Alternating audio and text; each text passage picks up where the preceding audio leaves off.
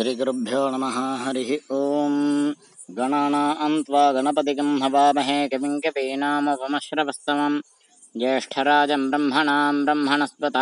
आनशृण्वन्नोतभिः सीदसादनम्। ॐ श्रीमहागणपतये नमः। ॐ नमो भगवते रुद्राज। नमस्ते रुद्रमन्यवतोदगिषवे नमः। नमस्ते स्तुधन्वने बाहुभ्यामुदते नमः। यातगिशिष्यपतमा शिवं बभोवते धनः। शिवाशरव्याजातपतगानो रुद्रमृडगा याते रुद्रशिवा तनारघरापापकाशिनी तगानस्तनवाषन्तमय गिरिषन्ताह्विचाकशीः गामिषं गिरिषन्तास्ते बिबर्षस्तवे शिवाङ्गिरित्रताङ्गरमाहिकं सेः पुरुषं जगते शिवेन वचसा गिरिषाच्छापदामसि यथा नः सर्वमिज्जगते यक्ष्मकं सुमना असुते अध्यवाचदधिवक्ता प्रथमो दिव्याभिषके अहेकश्च सर्वाञ्जम्भयन् सर्वा आस्यगातधान्यः असौ यस्ताम्र अर्णवतबभ्रस्वमङ्गलः ये जयमागं रुद्राभितो दिक्षश्रुताः सहस्रसो वैशाखं हेडगीमहे असौ यो वसर्पति नीलग्रीवो विलोहितः उतेनं गोपादृषन्नदृषन्नतहार्यः उतेनं विश्वाभूतानि च दृष्टावृडगादिनः नमो अस्तु नीलग्रीवाय सहस्राक्षाय मेजुषे अथो ये अस्य सत्ता न हन्तेभ्य कर्णमः प्रमञ्चधन्वनस्त्वमुभगरात्निगोर्ज्यां याश्च ते हस्तकिशवः पराता भगवपा अवतत्यधनस्त्वकं सहस्राक्षसुते रुधे निशीर्यहल्यानां मुखा शिवोनुः समना भव विद्यन्धनः कपर्दिनो विशल्यो बाणवागं वता अनेषन्नस्येषव आभुरस्य निषङ्गतिः याते हेतुर्मे दृष्टमहस्ते बभूवते धनुः तिगास्मान् विश्वतस्त्वमयक्ष्मया परिद्भुजा नमस्ते अस्त्वायुधा जानादताय धृष्णवे उभाभ्यामुदते नमो बाहुभ्यां तव धन्वने परिते धन्वनो हेतिरस्मान् वृणक्तविश्वतः अथो य इषुधिस्तवारे अस्मन्निधेहितम् नमस्तेऽस्तु भगवन् विश्वेश्वराय महादेवाय त्र्यम्बकाय त्रिपुरान्तकाय त्रिकाग्निकालाय कालाग्नि रुद्राय नीलकण्ठाय मृत्युञ्जयाय सर्वेश्वराय सदाशिवाय श्रीमन्महादेवाय नमः। नमो हिरण्यबाहवे सेनान्ये दिशान् च पतके नमो नमो वृक्षेभ्यो हरिकेशेभ्यः पशूनां पतके नमो नमः सस्मिञ्जराय त्वषीमते पथीनां पतके नमो नमो बभ्लिषाय व्याधिनेन्नानां पतके नमो नमो हरिकेशायोपवीदिने पुष्टानां पतके नमो नमो भवस्य हेत्ये जगतां पतके नमो नमो रुद्राजातताविने क्षेत्राणां पतके नमो नमः सोतायाहन्त्याय वनानां पतके नमो नमो रोहिताय स्थपतके वृक्षाणां पतके नमो नमो मन्त्रिणे वाणिजाय पक्षाणां पतके नमो नमो भवन्तके वारिवस्कृताय औषधीनां पतके नमो नम उच्छैर्घोषाय क्रन्तकते पत्तीनां पतके नमो नमः कृत्स्नवीताय धावते सत्तनां पतके नमः नमः सहमानाय निव्याधिन आव्याधिनीनां पतके नमो नमः कगभाय निषङ्गिने स्तेनानां पतके नमो नमो निषङ्गिनेषु धिमते तस्कराणां पतके नमो नमो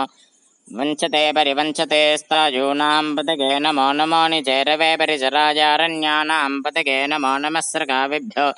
जिघ्रागं सद्भ्यो मश्नतां पतके नमो नमो सिमद्भ्यो नक्तञ्चरद्भ्यः प्रकृन्तानां पतके नमो नमः उष्णीषिणे गिरिजराजकुलञ्चानां पतके नमो नम ईशमद्भ्यो धन्वाविभ्यश्च वो नमो नम आतन्वानेभ्यः प्रतिदधानेभ्यश्च वो नमो नम आजिच्छद्भ्यो विसृजद्भ्यश्च वो नमो नमोऽस्यद्भ्यो विद्यद्भ्यश्च वो नमो नम आसीनेभ्यः शिगानेभ्यश्च वो नमो नमः सपद्भ्यो जाग्रद्भ्यश्च वो नमो नमस्तिष्ठद्भ्यो धावद्भ्यश्च वो नमो नमः सभाभ्यः सभापतिभ्यश्च वो नमो नमो अश्वेभ्योऽश्वपतिभ्यश्च वो नमः नम आव्याधिनीभ्यो विविध्यन्तेभ्यश्च वो नमो नमो गणाभ्यस्त्रिंहतीभ्यश्च वो नमो नमो गृत्सेभ्यः गृत्सपतिभ्यश्च वो नमो नमो व्रातेभ्यो व्रातपतिभ्यश्च वो नमो नमो गणेभ्यो गणपतिभ्यश्च वो नमो नमो विरूपेभ्यो विश्वरूपेभ्यश्च वो नमो नमो महद्भ्याक्षुल्लकेभ्यश्च वो नमो नमो रथिभ्यो रथेभ्यश्च वो नमो नमो रथेभ्यो रथपतिभ्यश्च वो नमो नमः सेनाभ्यः सेनानिभ्यश्च वो नमो नमः क्षत्रिभ्यः सङ्ग्रहेतृभ्यश्च वो नमो नमस्तक्षभ्यो रथकारेभ्यश्च वो नमो नमः कुलालेभ्यः कर्मारेभ्यश्च वो नमो नमः पुञ्जिष्टेभ्यः आतेभ्यश्च वो नमो नम इषकृद्भ्यो धन्वकृद्भ्यश्च वो नमो नमः मृगजिभ्यः शनिभ्यश्च वो नमो नमः श्वभ्यः श्वपतिभ्यश्च वो नमः नमो भवाय च रुद्राय च नमः शर्वाय च पशुपतये च नमो नीलग्रीवाय च शितिकण्ठाय च नमः कपर्दिने च व्यप्तकेशाय च नमः सहस्राक्षाय च शतधन्वने च नमो गिरिशाय च सपिष्टाय च नमो मेढुष्टमाय च शमते च नमो ह्रस्वाय च वामनाय च नमो बृहते च वर्षीयसे च नमो वृद्धाय च संवृद्धने च नमो अग्र्याय च प्रथमाय च नम आशवेशाजिराय च नमः शीघ्रियाय च शीभ्याय च नम ऊर्ण्याय च वस्वन्याय च नमः स्रोतस्याय च द्वीप्याय च नमो ज्येष्ठाय च कनिष्ठाय च नमः पूर्वजाय च वरदाय च नमो मध्यमाय च अपगल्भाय च नमो जघन्याय च बुद्धियाय च नमः सोऽभ्याय च प्रतिसर्याय च नमो याम्याय च क्षेम्याय च नम उर्वर्याय च खल्याय च नमः श्लोक्याय च वसान्याय च नमो वन्याय च कक्ष्याय च नमः श्रवाय च प्रतिश्रवाय च नमः आशुषेनाय च आशुरथाय च नमः शूराय च वभिन्दते च नमः वर्मिणे च वराजिने च नमः बिल्मिने च कवचिने च नमः श्रुताय च श्रुतसेनाय च नमो दुन्दुभ्याय च हनन्याय च नमो धृष्णवे च प्रमृषाय च नमो दूताय च प्रहिताय च नमो निषङ्गिने चेषु धिमते च नमस्तीक्ष्णेषवे चायुधिने च नमः स्वायुधाय च सुधन्वने च नमः श्रुत्याय च पथ्याय च नमः काट्याय च नीप्याय च नमः सोद्याय च सरस्याय च नमो नाद्याय च वैशन्ताय च नमः कोप्याय च पट्याय च नमो वर्ष्याय च वर्ष्याय च नमो मेघ्याय च विद्युद्याय च नमगीध्रियाय च तप्त्याय च नमो वात्याय च रेष्म्याय च नमो वास्तव्याय च वास्तुपाय च नमः सोमाय च रुद्राय च नमस्ताम्राय च अरुणाय च नमः शङ्काय च पशुपतये च नमो उग्राय च भीमाय च नमो अग्रे वधाय च दूरे वधाय च नमो हन्त्रे च हनीयसे च नमो वृक्षेभ्यो हरिकेशेभ्यो नमस्ताराय नमः शम्भवे च मघभवे च नमः शङ्कराय च मयस्कराय च नमः शिवाय च शिवतराय च नमस्तीर्थ्याय च कोल्याय च नमः पार्याय च वार्याय च नमः प्रतरणाय चोत्तरणाय च नमः आतार्याय च लाद्याय च नमः षष्ट्याय च फेन्याय च नमः सिगत्याय च प्रवाह्याय च नमः इरिण्याय च प्रपथ्याय च नमः किगंशिलाय च क्षिगनाय च नमः कपर्दिने च पुलस्तके च नमो गोष्ठ्याय च गृह्याय च नमस्तल्प्याय च गेह्याय च नमः काट्याय च गह्वरेष्ठाय च नमो ह्रदय्याय च निवेष्ट्याय च नमः पाकं सव्याय च रजस्याय च नमः शुष्क्याय च हरित्याय च नमो लोप्याय च लप्याय च नमः ऊर्व्याय च सौर्म्याय च नमः पर्ण्याय च पर्णहृद्याय च नमः पगरमानाय च विघ्नते च नमः आख्यदिते च प्रख्यदिते च नमः वह्किरिकेभ्यो देवानागंहृतकेभ्यो नमः विक्षीणकेभ्यो नमः विचिन्वत्केभ्यो नमः आनिर्हतेभ्यो नमः आमीवत्केभ्यः द्रापे अन्धतस्पदे दरिद्रन्नीललोहिता येषां पुरुषाणामेषां पशूनां माभेर्मा रोमो येषां किञ्चना ममते या ते रुद्रशिवा तना शिवा विश्वाह भेषजी शिवा रुद्रस्य भेषजीतिज्ञानामृतदीवसे इमागं रुद्राय तपसे कपर्दिने क्षयद्वीराय प्रभरामहे मतिं यथा नः समशद्विपते चतुष्पदे विश्वं पुष्टङ्ग्रामे अस्मिन्ननादरम् मृणाना रुद्रतनामयस्कृधिक्षिगद्वीराय नमसा विधेमते यच्छन्दिगाश्च मणराय जय पिता ततस्यामतवरुद्रप्रणीतौ मानामहान्तपतमानार्भगं मानवक्षन्दपतमानवक्षितं मानावधीः पितरं मादमादरं मृगामानस्तनवो रुद्ररेरिडः मानस्तोकेतनिगे मान आयुषि मानो गोषमानो अश्वेषरेरिडः वीरान्मानो रुद्रभावितोपधीर्हविष्मन्तो नमसा विधेमते आरात्ते गोघ्नपतपोरुषघ्ने क्षिगद्वीराय सुम्नमस्मे ते अस्तु रक्षा च न अधिचिदेव ब्रोह्यधा च नः शर्म यच्छद्विबर्हा आह तुहि श्रुतं कर्तसुतं युवानं मृगन्न भीममुपहत्नमुग्रं मृडाजरिद्रे रुद्रस्तवानो अन्यन्ते अस्मन्निपपन्तु सेना आह परिणो रुद्रस्य हेतुर्वृणक्तपरित्तेजस्य धर्मतिरघायोः अवस्थिरामघवद्भ्यस्तनश्वमेढ्वस्तोकायतनयाय मृडिगा मेढुष्टमशिवतमशिवो नः सुमना भव परमे वृक्ष आयुधन्निधाय कृत्यं वसान आचरपिनाकं बिभ्रदागैः विकिरितविलोहित नमस्तेऽस्तु भगवः यास्ते सहस्रगं हेतिगान्यमस्मन्निवपन्तु ताः सहस्राणि सहस्रधा बाहुवोस्तव हेतिगः तासामीशानो भगवः पराचीनामुखाकृधी सहस्राणि सहस्रशो ये रुद्रा अतिभूम्याम् तेषाकं सहस्रको जने वधन्वानि तन्मसि अस्मिन्महत्यर्णवेऽन्तरिक्षे भवाधि नीलग्रीवाश्चितिकण्ठाः शर्वा अधः क्षमाचराः नीलग्रीवाश्चितिकण्ठादिवगुं रुद्रावुपश्रुताः ये वृक्षेषु तस्मिञ्जरा नीलग्रीवा विलोहिताः ये भूतानामधिपतगाविशिकासः कपर्दिनः ये अन्येषु विविध्यन्ति पात्रेषु विवदाजनान् ये पथां पथि रक्षय ऐलभृतायुव्युधः ये तीर्थानि प्रचरन्ति शिखावन्तो निषङ्गिनः एतावन्तश्च भोजागंसश्च दिशो रुद्रावितस्थिरे तेषाकं सहस्रको जने वधन्वानि तन्मसि नमो रुद्रेभ्यो ये पृथिव्यां ये एन्तरिक्षे ये दिवि येषामन्नं वातो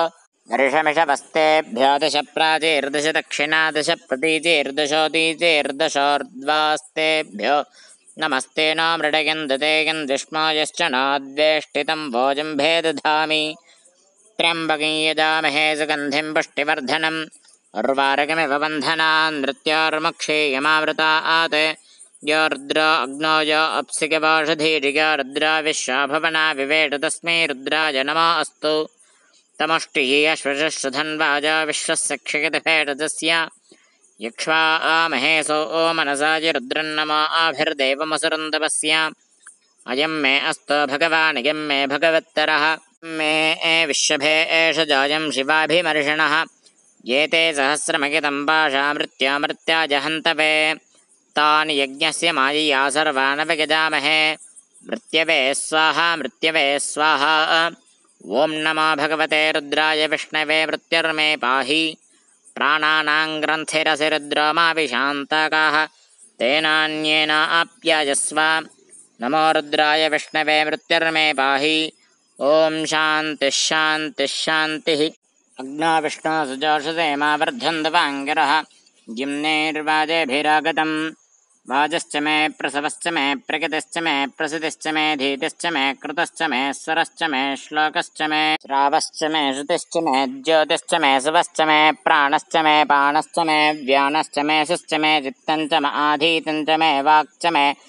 मनश्च मे चक्षश्च मे श्रोत्रञ्च मे दक्षश्च मे बलञ्च म ओजश्च मे सहश्च म आजश्च मे जरा च म आत्मा च मे तनोश्च मे शर्म च मे वर्म च मे अङ्गानि च मे स्थानि च मे परोगंश च मे शरीराणि च मे ज्येष्ठ्यं च म आधिपत्यं च मे मन्यश्च मे भामश्च मे मश्च मे अम्बश्च मे देमा च मे महिमा च मे वरिमा च मे प्रथिमा च मे वर्ष्मा च मे द्राघिया च मे वृद्धं च मे वृद्धिश्च मे सत्यं च मे श्रद्धा च मे जगच्च मे धनं च मे वसश्च मे तृषिश्च मे क्रीडा च मे मोदश्च मे जातं च मे जनिष्यमानं च मे सूक्तं च मे सुकृतं च मे वित्तं च मे वेद्यं च मे भूतं च मे भविष्यश्च मे सुखं च मे सुपथं च मे रद्धं च मे ऋद्ध्यश्च मे क्लप्तं च मे क्लप्तिश्च मे मतश्च मे सुमतश्च मे शञ्च मे मयश्च मे प्रियं च मे न कामश्च मे कामश्च मे सोमनसश्च मे भद्रं च मे श्रेयश्च मे वश्यश्च मे यशश्च मे भगश्च मे द्रविणं च मे गन्ता च मे धर्ता च मे क्षेमश्च मे धृतिश्च मे विश्वं च मे महश्च मे संविच्च मे ज्ञात्रं च मे सोश्च मे प्रसोश्च मे सीरं च मे लयश्च मरुतं च मे मृतं च मे यक्ष्मं च मे नामयच्च मे जीवातश्च मे दीर्घायुत्तं च मे नमित्रं च मे भगं च मे सुगं च मे शिखिनं च मे शूषा च मे सिदिनं च मे ऊर्च मे सुनृता च मे पकश्च मे रसश्च मे घृतं च मे मधु च मे दग्ध्यश्च मे सुपेतिश्च मे कृषिश्च मे वृष्टिश्च मे जैत्रं च म औद्भिद्यं च मे ऋगश्च मे राजश्च मे पुष्टं च मे पुष्टिश्च मे विभुज मे प्रभुज मे बहुज मे भोजश्च मे पूर्णं च मे पूर्णतरं च मे क्षितिश्च मे कूजवाश्च मेऽन्नं च मे क्षच्च मे व्रीहयश्च मे यवाश्च मे माषाश्च मे तिलाश्च मे मुद्गाश्च मे खल्वाश्च मे गोधूमाश्च मे मसुराश्च मे प्रियङ्गवश्च मे नवश्च मे श्यामाकाश्च मे नीवाराश्च मे अश्मा च मे मृत्तिका च मे गिरगश्च मे पर्वताश्च मे सिकताश्च मे वनस्पतयश्च मे हिरण्यञ्च मे यश्च मे सीसञ्च मे त्रपश्च मे श्यामञ्च मे लोहञ्च मे अग्निश्च म आपश्च मे वेरुधश्च मवौषधिगश्च मे कृष्टपथ्यञ्च मे ग्राम्याश्च मे पशव आरण्याश्च यज्ञेन कल्पन्तां वित्तञ्च मे वित्तिश्च मे भूतञ्च मे भूतिश्च मे वसु च मे वसतिश्च मे कर्म च मे शुक्तिश्च मे अर्थश्च मे गेमश्च मे गितिश्च मे गतिश्च मे अग्निश्च मगिन्द्रश्च मे सोमश्च मगिन्द्रश्च मे सविता च मगिन्द्रश्च मे सरस्वती च मगिन्द्रश्च मे पूषा च मगिन्द्रश्च मे बृहस्पतिश्च मगिन्द्रश्च मे मित्रश्च मगिन्द्रश्च मे वरुणश्च मगिन्द्रश्च मे त्वष्टा च मगिन्द्रश्च मे धाता च मगिन्द्रश्च मे विष्णुश्च मगिन्द्रश्च मे शिनो च मगिन्द्रश्च मे मरुतश्च मगिन्द्रश्च मे विश्वे च मे देवा इन्द्रश्च मे पृथिवी च मगिन्द्रश्च मे अन्तरिक्षं च मगिन्द्रश्च मे द्यौश्च मगिन्द्रश्च मे दिशश्च मगिन्द्रश्च मे मूर्धा च मगिन्द्रश्च मे प्रजापतिश्च मगिन्द्रश्च मे अगंशश्च मे रश्मिश्च मे दाभ्यश्च मेऽधिपतिश्च मवपागंशश्च मे अन्तर्यामश्च मे इन्द्रवायवश्च मे मैत्रावरुणश्च माश्विनश्च मे प्रतिप्रस्थानश्च मे शुक्रश्च मे मन्थी च आग्रगणश्च मे वैश्वदेवश्च मे ध्रुवश्च मे वैश्वानरश्च मरुतग्रहाश्च मे दिग्राह्याश्च मे ऐन्द्राग्नश्च मे वैश्वदेवश्च मे मरुत्ततीयाश्च मे माहेन्द्रश्च मे आदित्यश्च मे सावित्रश्च मे सारस्वतश्च मे पौष्णश्च मे पात्नीवतश्च मे हार्यजनश्च मे युध्मश्च मे बर्हिश्च मे वेदिश्च मे धृष्णियाश्च मे शुचश्च मे शमसाश्च मे ग्रावाणश्च मे स्वरवश्च मे उपरवाश्च मे धिषवने च मे द्रोणकलशश्च मे वायव्यानि च मे भूतभृश्च मे आधपनीयश्च मे आग्नेयेध्रञ्च मे हविर्धानञ्च मे गृहाश्च मे सुतश्च मे पुरोडाशाश्च मे पशताश्च मे वभृथश्च मे सकाकारश्च मे अग्निश्च मे घर्मश्च मे अर्कश्च मे सूर्यश्च मे प्राणश्च मे श्वमेधश्च मे पृथिवी च मे दितिश्च मे द्यौश्च मे सक्वरीरङ्गुलिगादिशश्च मे यज्ञेन कल्पन्तामृक्ष मे साम च मे स्तोमश्च मे यजुश्च मे दीक्षा च मे तपश्च मरुतश्च मे व्रतञ्च मे होरात्रिका वृष्ट्या बृहद्रथन्तरे च मे यज्ञेन कल्पेताम् गर्भाश्च मे वत्साश्च मे त्रिवश्च मे त्रिवे च मे दित्यवाच्च मे दित्योहि च मे पञ्चाविश्च मे पञ्चावे च मे त्रिवत्सश्च मे त्रिवत्सा च मे तुर्यवाच्च मे तुर्योहि च मे पष्टवाक्च मे पष्टोहि च मवुक्षा च मे वशा च मर्डभश्च मे वेहच्च मे नड्डाञ्च मे धेनुश्च म आजुर्यज्ञेन कल्पतां प्राणो यज्ञेन कल्पतां पानो यज्ञेन कल्पतां व्यानो यज्ञेन कल्पतां चक्षुर्यज्ञेन कल्पतागश्रोत्रं यज्ञेन कल्पतां मनो यज्ञेन कल्पतां वाग्यज्ञेन कल्पतामात्मा यज्ञेन कल्पतां यज्ञो यज्ञेन कल्पताम् एका च मे तिस्रश्च मे पञ्च च मे सप्त च मे नव च मे एकादश च मे त्रिकादश च मे पञ्चदश च मे सप्तदश च मे नवदश च मे एकविंशतिश्च मे त्रिकाविंशतिश्च मे पञ्चविंशतिश्च मे सप्तविंशतिश्च मे नवविंशतिश्च मे एकत्रिंशच्च मे त्रिकस्त्रिंशच्च मे चतस्रश्च मे अष्टौ च मे द्वादश च मे षोडश च मे विंशतिश्च मे चतुर्विंशतिश्च मे अष्टाविंशतिश्च मे द्वात्रिंशच्च मे षट्त्रिंशच्च मे चत्वारिंशच्च मे चतुश्चत्वारिंशच्च मे अष्टाचत्वारिंशच्च मे वाजश्च प्रसवश्च भिजश्च कृतश्च सुवश्च मूर्धा च व्यष्टियश्चान्त्यायनश्चान्त्यश्च भुवनश्च भुवनश्चाधिपतिश्च इडादेवहोर्मनुर्यज्ञनिर्बृहस्पतिरक्षामदानि सकंशिषद्विश्वे देवाः सोक्तवाचः पृथिवीमातर्मामाहिकंसेर्मधुमनिष्ये मधुजनिष्ये मधुपक्ष्यामि मधुपदिष्यामि मधुपतीं देवेभ्यो वाचमुद्यासकं शुश्रूषेण्यां मनुष्येभ्यस्तम्मा देवा अवन्तु शोभाजी पितरो न मतन्तु। ॐ शान्तिः शान्तिः शान्तिः। सहस्रशीर्षः पुरुषः सहस्राक्षः सहस्रपात् स भूमिं विश्वतो वृत्वा अत्यतिष्ठद्दशाङ्कुलं पुरुष एवेदकं सर्वं यद्धूतिं यच्च भव्यं उतामृतत्वस्येषाणः यतन्नेनाधिरोहति एतावानस्य महिमा अतोऽज्जाजागश्च पूर्णः पादोऽस्य विश्वाभूतानि त्रिपादस्यामृतं दिवि त्रिपादोर्धवुत इत्युरुषः पादोऽस्येहा भवात् पुनः ततो विश्वं न्यक्रामते शासनासने अभि तस्माद्विराडजायत विराजो अधिपूरुषः स जातोऽत्यर्च्यत पश्चाद्धो विमथो परः यत्तर्षेण हविषा देवायज्ञमतन्वता वसन्त अस्यासीताज्यं ग्रीष्मगिद्धः शरद्धविः पूर्णा पश्चादपूर्णा पुरस्तात् उन्मध्यतः पौर्णमासीदिकायां तस्यां देवाधिसंवसन्तः उत्तमेनाकैहमातयन् ॐ हिरण्यशृङ्गं वर्णं प्रपद्ये तीर्थं मे देहि याजितः यन्मया भुक्तमसाधूनां पापेभ्यः स प्रतिग्रहः यन्मे मनसा वाचा कर्मणा वा दुष्कृतं कृतं तन्नगिन्द्रो वरुणो बृहस्पतिः सविता च पुनन्द पुनः पुनः नमोऽग्नगे एप्सुमते नमगिन्द्राय नमो वरुणाय नमो वारण्यै नमोऽभ्यः यदपाङ्ग्रोरिं यदमेध्यं यदशान्तं तदपगच्छतात् अद्याशनाददीपानाद्यच्छपुग्रात् प्रतिग्रहात् तन्नो वरुणो राजा वाणिना आह्यवमर्षतु सोऽहमपापो विरजो निर्मुक्तो मुक्तकिल्बिषः नागस्य पृष्ठमारह्य गच्छेद्ब्रह्मसलोकताम् इच्छाप्सु वर्णस्य पुनात्तघमर्षणः पुनन्तवसवः पुनातवर्णः पुनात्तघमर्षणः एष भूतस्य मध्ये भुवनस्य गोप्ता एष पुण्यकृतान् लोकानेष मृत्योर्हिरण्ययम्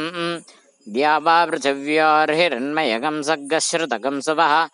स नः सुवः सकं शिशाधि आर्द्रं ज्वलतिर्ज्योतिरहमस्मि ज्योतिर्ज्वलति ब्रह्माहमस्मि अहमस्मि ब्रह्माहमस्मि योऽहमस्मि ब्रह्माहमस्मि अहमेवाहं माञ्जुहोमि स्वाहा अकार्यकार्यवकीर्णेस्तेन भ्रूणः कुरुतल्पकः वर्णोपामघमर्षणस्तस्मात्तापात्रमुच्यते न च भूमिस्तमागं राजगः स प्रवदन्तधीराः आक्रान्समुद्रः प्रथमे विधर्मं जनयन् प्रजाभुवनस्य राजा वृषा पवित्रे अधिसान अव्ये बृहत्सोमो वावृधे सुवानयन् धूमकेतवे नमः गणाध्यक्षाय नमः फालचन्द्राय नमः गजाननाय नमः वक्रतुण्डाय नमः शूर्पकर्णाय नमः हेरम्बाय नमः स्कन्दपूर्वजाय नमः सिद्धिमहागणपतये नमः भवाय देवाय नमः शर्वाय देवाय नमः धूरसि धूर्वधूर्वन्तं धूर्वतं योऽस्मान् धूर्वदितं धूर्वयं वयं धूर्वामस्मद्देवानामसि सस्नितमं प्रप्रतमं ज्येष्ठतमं मह्नितमं देवहोतममःकृतमसि ॐ सोमवाजेतस्य राज्यमाधत्ते य राजासन् राज्यवासमेन यजते देवसभामेतानि हवेगंषि भवन्ति एवावन्त वे देवानागं सभाः त एवास्मै सभान् प्रगच्छन्ति तकेनं पुनः सुवन्ते राज्याज देवसूराजा भवति अवाहिताभ्यः सर्वाभ्यो देवताभ्यो नमः दिव्यमङ्गलकर्पूरदीपं दर्शयामि आचमनीयं समर्पयामि ॐ राजाधिराजाय प्रसह्य साहिने नमो वयं वै श्रवणाय कुर्महे समे कामान् कामकामाय मह्यं कामेश्वरो वै श्रवणो ददातु कुबेराय वै श्रवणाय महाराजाय नमः ॐ दूरमस्मच्छत्रपायन्त भीताः तदिन्द्राग्ने गृणतां तद्विशाखे तन्नो देवा अनुमदन्त यज्ञं पश्चात् पुरस्तादभगन्न अस्तु आनो निगिद्भिः शतनेभिरुद्धरं सहस्रनेभिरुपयाहि यज्ञं वाजा अस्मिन् हविषि मादगस्व योजं पादः सस्यभिः स्वदानः वयगं सोमव्रते तव मनस्तनोषबिभ्रतः प्रजावन्तोषीमहि केतं कृण्वन्न केतवेपेशो मर्या अपेशसे समुषद्भिरजायथाः चन्द्रमा मनसो जातः चक्षुः सूर्य अजायत मुखादिन्द्रश्चाग्निश्च प्राणाद्वायुरजायत